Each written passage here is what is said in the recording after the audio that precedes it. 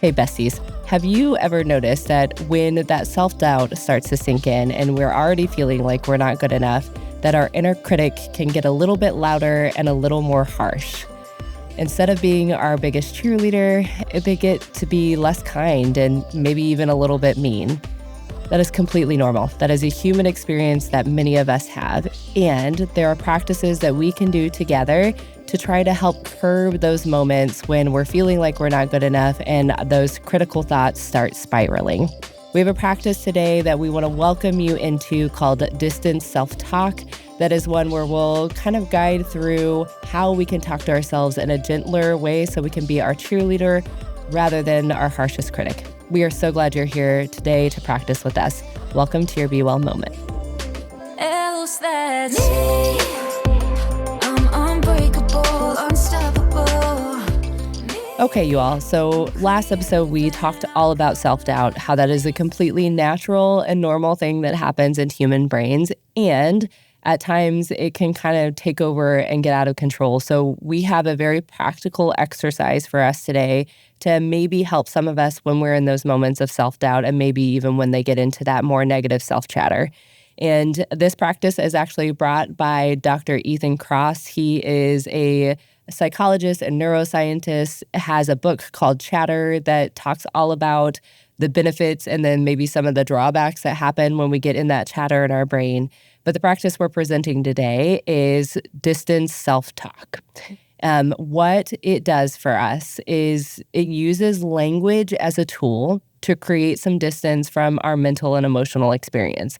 Our brains are very complicated, but we can actually kind of trick them easily by doing something like just using third-person pronouns.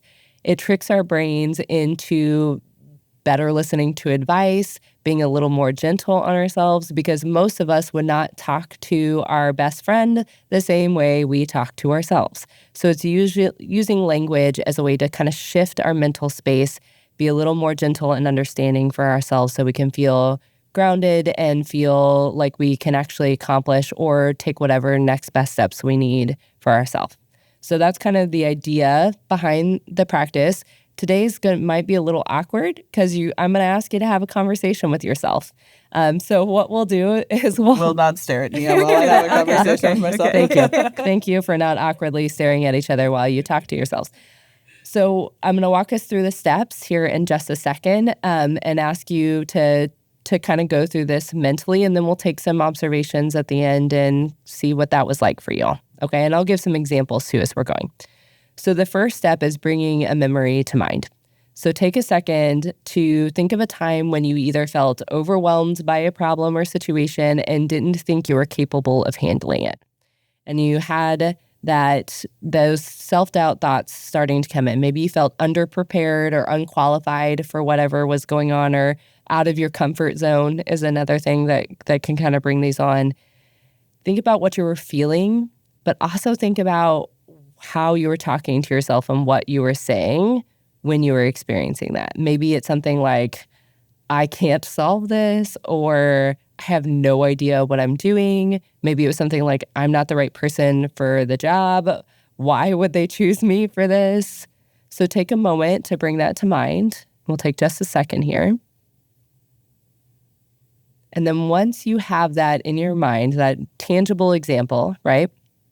We're going to work through validation. This is a really necessary step in this process. So take a moment to acknowledge that internal chatter, maybe even criticism, it's a normal part of being human. Welcome, you have a human brain. It's normal. This is really, really important because if we skip over it, the rest of the practice can feel inauthentic or disingenuine. So take a moment to just say, yep, I maybe am experiencing some of that negative chatter, or I am feeling that self-doubt creeping in. And so we take a second to validate. So take just a moment here to do that. Okay. Third and last step here is that practice of distance self-talk. Like I said, the trick here is to use third-person pronouns. So either your name or you, them, they, we, anything that is not I, me, okay? So try coaching yourself through the problem using your own name. And think about a coach or a leader that you've had in the past who doesn't sugarcoat things for you, but is also gentle and you have trust in a relationship with, right? In their voice, try phrasing a response to maybe those thoughts of like, why would they choose me for this? Or I can't handle this. And we're going to reframe it a little bit. So maybe it goes from, I can't solve this to, what is the first step Bailey would take to solve this problem? Right? Or if it's, I have no idea what I'm doing, maybe it is, Bailey, what would your mentor or coach say right now? Or maybe if you're taking on that coach persona, maybe it's when we have that thought of, I'm not the right person for this, maybe that coach would say, you know what? You don't have the skills yet.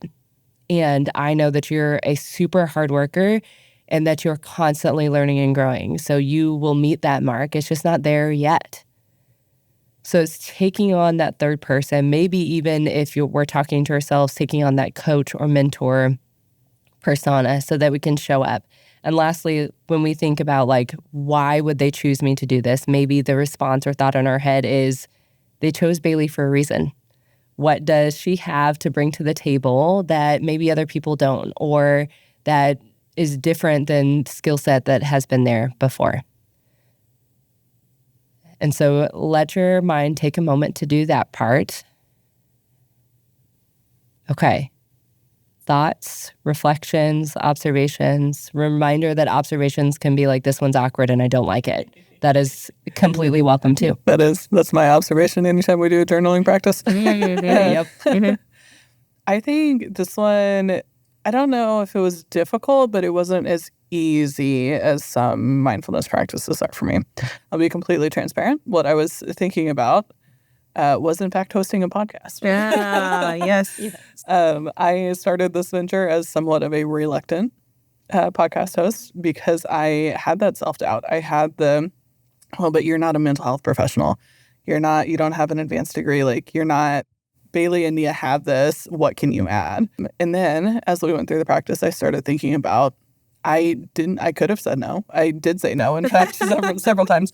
But the people in my work life that see my value and see that I had something to add kept asking me if I was going to do it.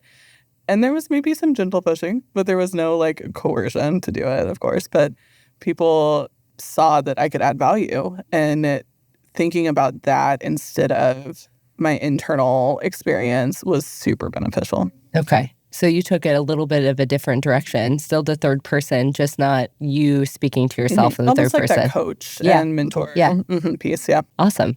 Yeah, this one was different for me too. Probably one that I know that I would lean into again, maybe because some of the specific examples, I wasn't into lots of sports and things like that, but I can certainly see how like mentors and things like that. And I think too, I love the idea of positive self-talk. No matter what it is, being able to take your whatever thought it is and being able to just switch it around a little bit, even a little bit. Sometimes even one or two words is often enough for me.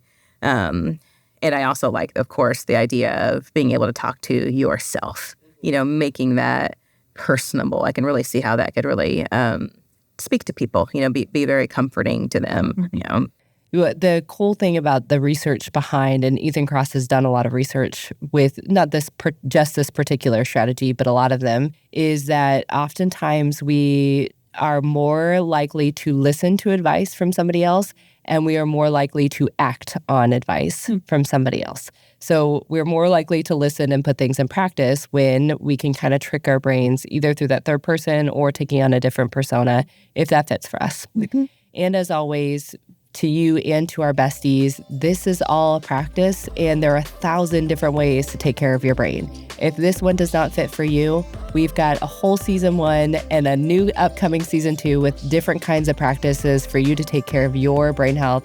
Keep tuning in. We are so excited that you're on this journey with us. Thank you, and be well. Else that's